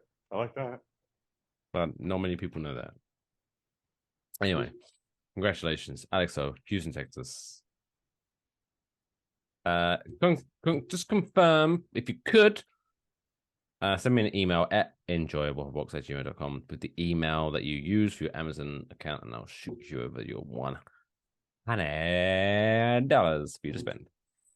But it's now time for us to get controversial. Oh my God, we're getting controversial here on Waffle Box episode 100 because now we're talking about a mermaid who's a person of color?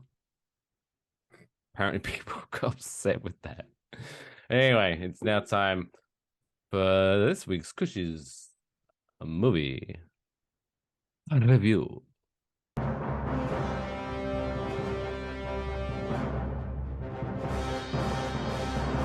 Kush's movie review. Woo! Kush's movie review, episode 100. If you are watching, this is my 100th review on the Waffle Box. Yeah, don't brag. I mean, it's kind of incredible. So I've been doing movie reviews for like the last 6 years. Did we do a movie review every week? Every week. And when I didn't do a movie review, we reviewed like a TV series. I'm trying. Like I saw Mike Fish made me watch Squid Game, and holy shit, this was amazing. Like, if it wasn't a movie, it was a TV series from Netflix that you could just burn through immediately. No, I'm just being protective. So, yeah. I'm just wondering, did you review something on episode 1? Because I know episode 1 was very loose. Episode 1 was loose, but I recall reviewing something on that. I don't know. We have to go back. That's been half my gimmick is I review a movie. All right. For the sake of argument, I'll let you off with that one. Anyway, this week's you're movie gonna allow review. that. Thank you, sir. If you are watching the standalone video on YouTube of the Little Mermaid review, just to give you a little bit of a heads up, we are now currently 1 hour 30 into the show, hence why I'm slurring my words slightly. But yes, we are talking about the Little Mermaid. It's the controversial movie where Can you believe mermaids? Oh no, I like my mermaids white as God made them. Why are these Anyway, that's how people sounded on the internet. Kush Che's Little Mermaid live action version. How does it go? We are talking about the 2023 re-edition of 1989's The Little Mermaid. It's PG-13. It's 2 hours and 15 minutes, which means it's 52 minutes longer than its original predecessor. That is honestly my biggest complaint about this movie. We always talk about time, but there's no reason that this movie should have been an hour longer than the original. They took out some songs and then they added some songs, and it's like, I get why you took out the song about the homicidal chef who wants to kill Sebastian the crab. I get why you took that out, but then we don't need Lin-Manuel Miranda to come up with a rap for the seagull scuttle and then call it scuttle rapping, that guy. I don't mind him rapping, but the whole scene is just out of place. Like, what is happening here? Why am I listening to Aquafina give this third grade rap attempt? Anyways, as you said, Mike Fish, this movie was riddled with consequence or controversy when it was announced that Miss Halle Bailey, not to be confused with Halle Berry, and a lot of people have gotten confused with that. I get it. I mean, yeah, I get it. It's Mama and Papa Bailey, what were you thinking? I don't know. Anyways, they knew what they were doing. Yeah. The only people who should be offended by this movie are Danish people. And I have a feeling that since 1989's Little Mermaid, they're like, oh, you mean that movie that kind of based on our book, but doesn't take place in Denmark? It takes place in the Caribbean? Yeah, who gives a shit? Whatever. She's a beautiful woman. She can sing. Okay, good. Like, that's my terrible Danish impression. Yeah, no one should give a shit about this. The mermaids are not real. You know what? Because it's a mythological creature. It's a mythological creature. What Disney did right is one of the main attributes of 1989's Little Mermaid is that she's a redhead. That's it. Halle Bailey in this, her Ariel, it's a redhead. There you go. Objective. So you're happy. There we go. I was happy. As long as Kush is happy with the hashtag red hair matters. Yeah. Redhead Day is coming up. August, last week of August. Get your gift ideas in. Ooh, please bring me all the gifts for the Redhead Days Festival. This is directed by Rob Marshall. If you're not familiar with that name, he did the Mary Poppins sequel in 2018, Poppins Revenge. He's also done Chicago and Memoirs of a Geisha.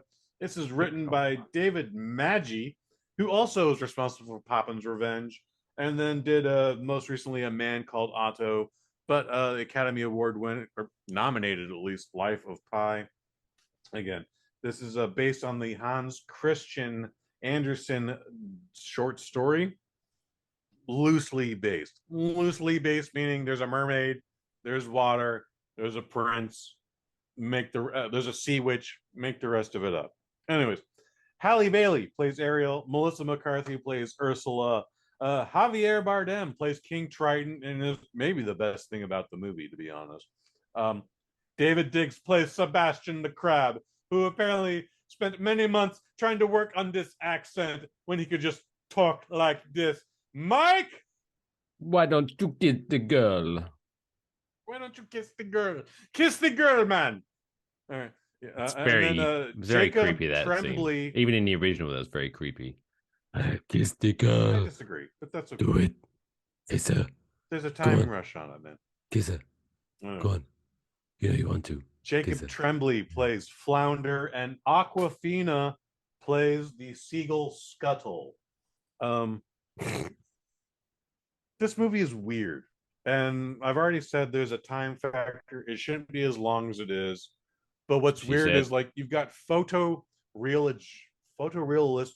animals like the seagull, like Flounder, who's a flounder, but the crab, but then it's just talking. It's like, I don't know why this works in The Lion King and not here. I think because there are humans and humanoid creatures, being the mermaids, that when like you see like a real photorealistic crab, but you know its eyeballs are up here, and it's talking, it's singing, and you're like, wow, this is just weird. Yeah, this isn't sitting right. This is that uncanny valley I keep hearing about. Yeah, the movie's fine if your kid that is under the age of 10 doesn't care about, oh my god, why is this movie 2 hours and 15 minutes long? They're gonna be fine. Parents, take a nap during which is what my mom did through every children's film she took me to when I was 12. Yeah, just do that. The movie's fine. It's okay. Is it going to win any awards? I don't think so. Should I hate it? Absolutely not. Is anything to get upset of? Of course not. Yeah, like you said, Mike, the biggest controversy of this thing going into it, when this was just still in pre-production, was Halle Bailey. Anyone who has a problem with her can suck all the dicks. Beautiful woman. I don't know if she's a great actress, but a great singer. Like, she kills all the music in this, dude. She's very good. If you're into musicals, this is for you. You're gonna love it. Aquafina. I hate Aquafina from Ocean's 8. I hate jive talking Aquafina. But you know what? She hasn't been that since Ocean's 8. And then she did The Farewell, and then she was just Nora from Queens. And that is what Big I feel fan like of Nora from Queens. Great show. Never seen the show, but I understand the whole premise. Funny. Okay, that's great. And I like she was, Nora, of course, in the Marvel movie Shang-Chi. And guess what? Her performance in Shang-Chi is not really any different than her playing Scuttle, aside the fact that she's a seagull now. It's the same accent. It's the same. Just, this is how I talk. Yeah, I talk a little fast, and I sound like an 80-year-old Jewish smoker, but it's just how I talk. Like, I believe we're getting the real Nora from Queens ever since The Farewell. I believe she's dropped that, but I've seen in a couple of Facebook posts, people like, fucking Aquafina, talking that black accent, and blah, blah, and it's like, ugh.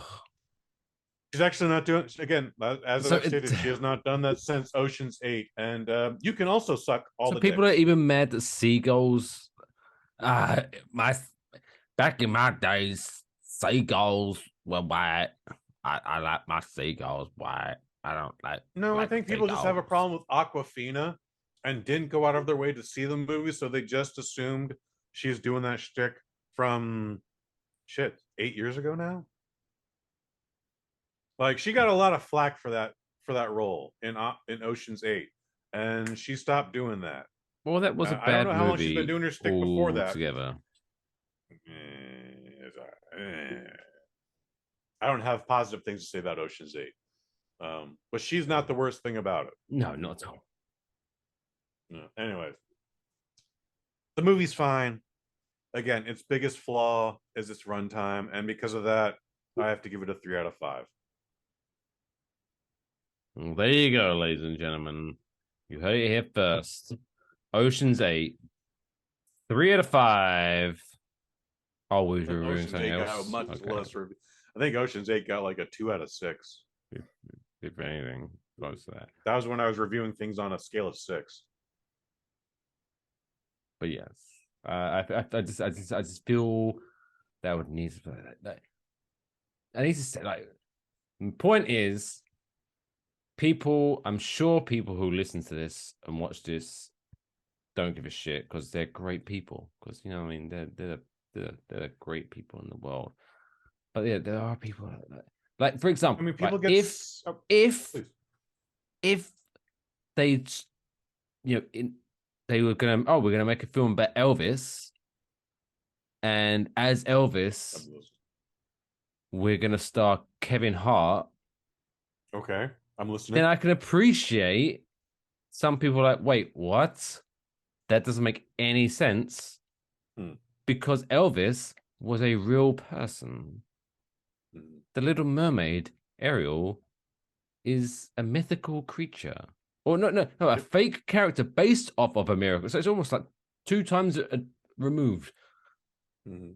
If you're worried about the skin tone of a fucking mythical creature, you need to you're probably one of the people that spent $700 on a burger in Philadelphia. Ooh, fucking idiots. That's all I'm saying. By the way, if you're also upset about the skin tone of a mermaid, again, Javier Bardem is Javier Bardem. However, he has multiple babies across the 7 seas. So he's got a Anglo baby, he's got a Japanese baby, he's got an African baby, he's got a Chinese baby. Like I could, I don't have 2 other races in my arsenal. He's Javier Bardem is a Dick Layer, a merman Dick Layer, and he's fucked all the mermaids in the 7 seas, and he's got seven not identical children that also don't look like him by any means.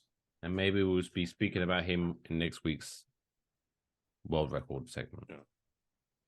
I guess I should say best things again. Javier Bardem and Melissa McCarthy. She's good. She could have actually used more screen time in this. That hour, that extra 52 minutes, could have used more Melissa McCarthy. You heard it here first, kids. No one has ever said that. Hashtag more Melissa McCarthy. Please. Yeah. So Little Mermaid. In the right. 3 out of 5. 3 out of 5. Do with that information what you will. I wish it was better. I wish it was shorter. Shit. And now we're going to wrap up episode 100 as the way we always do with this week's feel-good story of the week.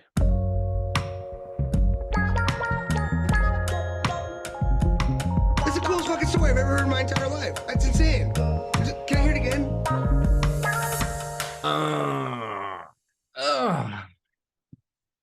Before we talk about this week's feel-good story, of course, normally I do the whole 100 weeks of making love to the microphone.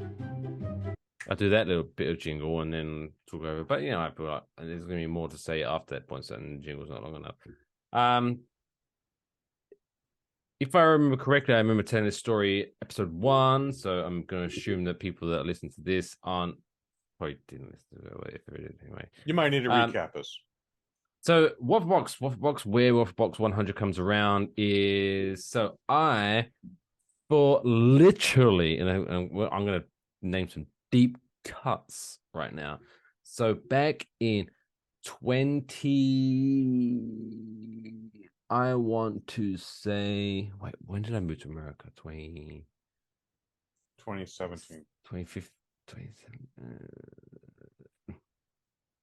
20 something. Anyway, I was trying to start off a pro wrestling podcast with a man named Todd Thurman, who he's. I know of Todd. Todd Thurman, yeah, he was. I remember Todd from the message boards, but we never met in person. Indeed, he's like a political commentator now, I believe. I don't know if he's still doing that shit. I believe. Okay. But that never came around. Then I moved to America, and yada yada yada. And then I started a podcast called The Mike and Adam Show with Mike and Adam, with a guy called Adam. And then he moved, and then he got a job, and it didn't work out anymore. So we kind of stopped doing that. And so I was like, oh, I'm gonna start a podcast. I'm gonna just, you know what? I'm pissed off with relying on a co-host. So I'm gonna go out on my own, and I'm gonna do That Mike Fish Show, where I'm going to have a different person on each week, and it's going to be glorious. That, my friends, lasted 2 episodes. One of which, the second episode, was co-hosted by Mr. Kush Hayes. And so then I was like, you know what? I fucking think I've known Kush for when did we work this out? How long did we work this one out? How many years we know? Definitely over a decade. Oh yeah, definitely over a decade. Way more than a decade, but we're known for each other. It's like, fuck it. I've been trying to do a podcast. He does a podcast. We're still fucking podcast together. It makes sense. And so just one day, I was like, hey, do you want to try this podcast thing? Do you want to try to do a podcast called Mike and Kush Save the World? Oh yeah, that was the original name. That was the original name. That was not a good name. It lasted like 2 days until then I came out with Waffle Box, which is, for those that don't know, is an amalgamation between someone who waffles on and someone who's a chatterbox. It merged together, Waffle Box. And so here we are today, and then fucking almost 2 years later. So as before we get into, I have actually got a feel good story of the week. This isn't the feel good story of the week, but I do want to say, cheers to Kush Hayes for coming on this journey. Cheers to Mike Fish. Agreeing with coming this journey with me, and we're fucking crushing it, man. And we're gonna do things, man. So cheers, buddy. Cheers. Cheers, Blair. I've had no regrets being a part of this show. I've been grateful for this show. As I've said multiple times, this is my favorite time of the week, is recording the Waffle Box. And yeah, man, I hope we do at least 1,000 more of these. At least 1,000 more of these. At least 1,000 more episodes, because that will be around about 30 hours worth of content. It'll at least be 40 hours, man. Come on. Come on. What is this, a podcast for ants? That is. Yeah, thank you very much. Dude, you've had a great time doing this. It's a lot of fun. Thank you. I sincerely appreciate it. Anyway, so let's crack into the actual feel good story of the week. All right, and let's get into this. Let's start off with any good feel good story, because any feel good story always starts with a paralyzed man. Well, I'm out of champagne, so now I have to go to bourbon or rum. Whatever, man. Whatever you like to drink while talking about a paralyzed man.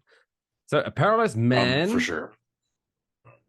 So this feel good story is talk about science. So not about just like robots trying to kill us and take us over. The actual robots trying to help us out.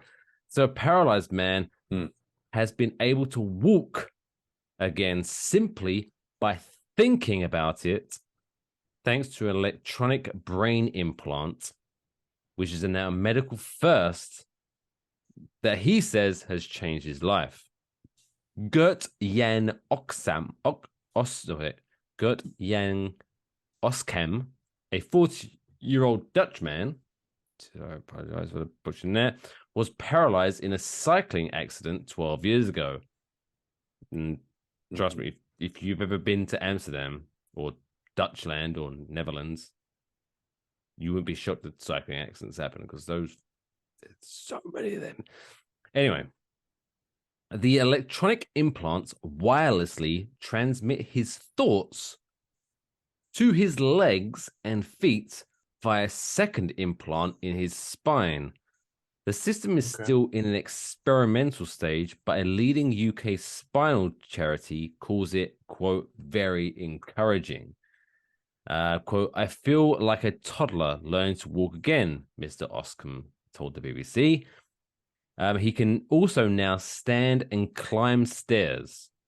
Quote, it has been a long journey, but now I can stand up and have a beer with my friend. It's a pleasure that many people don't realize.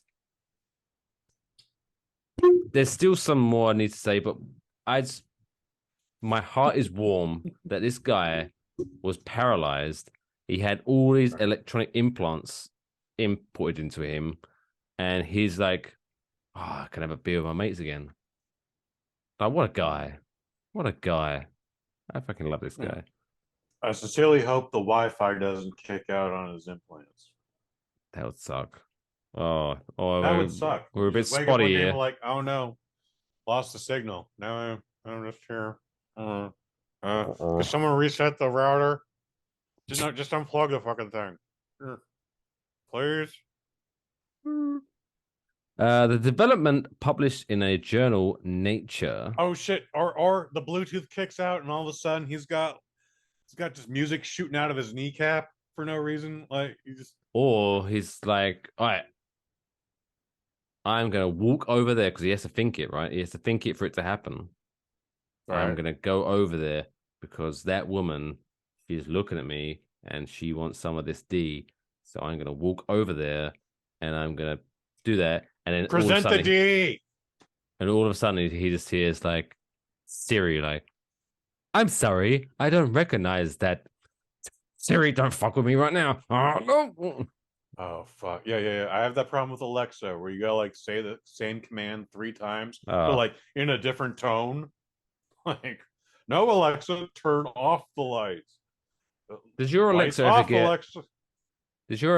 get like lonely?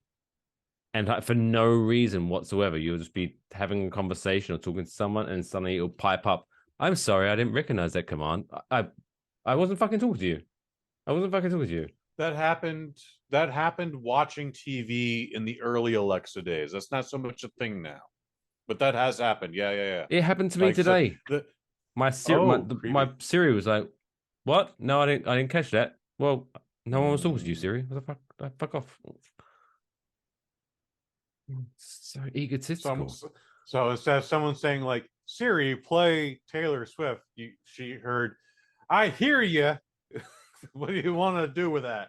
And then she went, I don't know what you just said there, Mike. You want to shake it off? The development published in the journal, quote, Nature, I guess that's the journal name, was led by Swiss researchers, Professor Jocelyn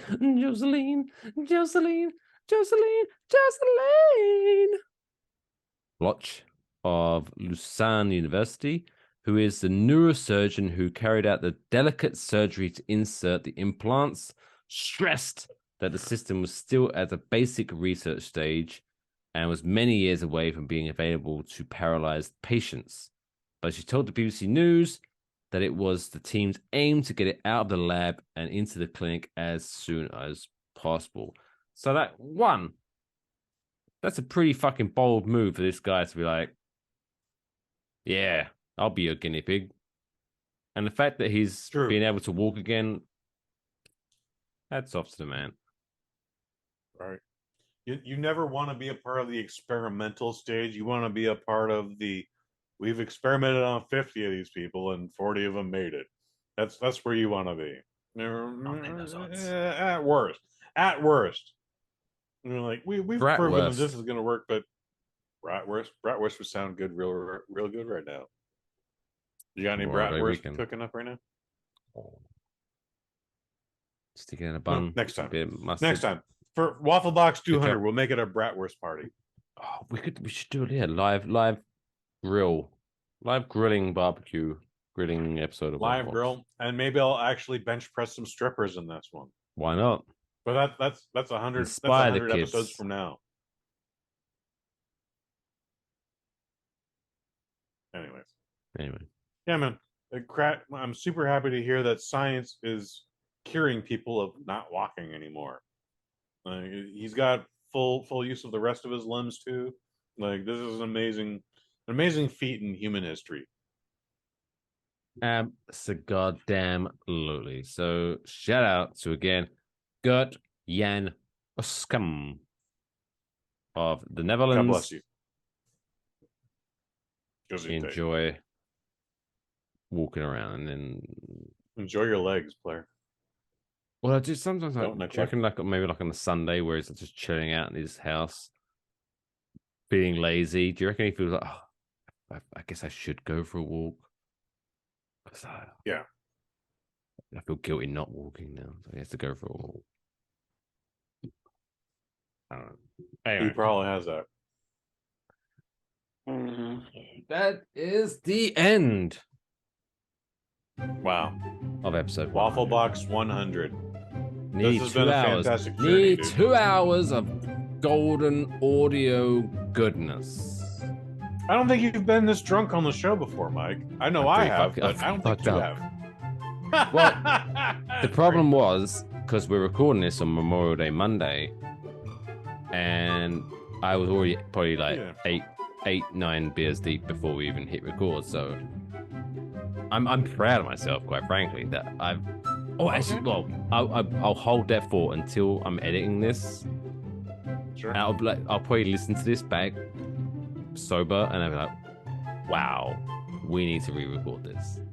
This is a mess." Oh, are you actually just some editing? Oh my goodness. We'll see. Milestones.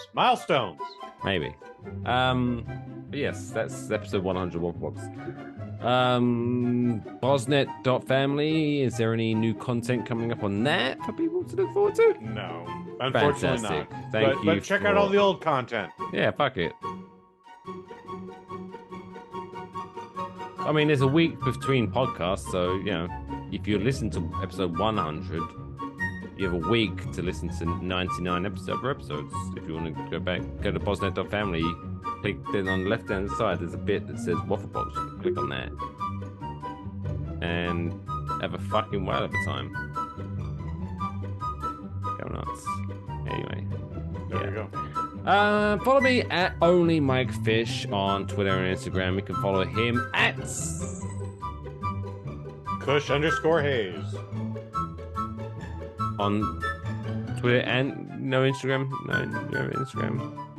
Instagram at Kush and Kai if you want to see foreign movie posters. That's what's up. Brilliant. Check that out. But until next week when we do episode 101. Wait, Lathan. Oh, sorry, I feel bad. Lathan. What's I going almost on? left Lathan out. You know, he's been working hard the last. How many weeks has Lathan been part of our little show now? 2 months now. 2 months. At least 2 All right. months. At least 2 months. All right, Lathan. I like his You wanna say addition, but yeah, what do you want to say, dude? Do you want to say goodnight to the listeners? Good night, everyone, and cheers to you all. Here's to at least another 100 episodes. Cheers. Only 100. Shit. Yeah. Why would we do more? Dick. We should do more than that. But anyway, maybe we'll fire him on episode 200. But until next time, take care of yourselves. And eat Java. Thanks for being a part of this, folks. That's all, folks. What? Thanks for being a part of this, folks. Kush said a thing. Thanks, everyone. I Love said you. a thing.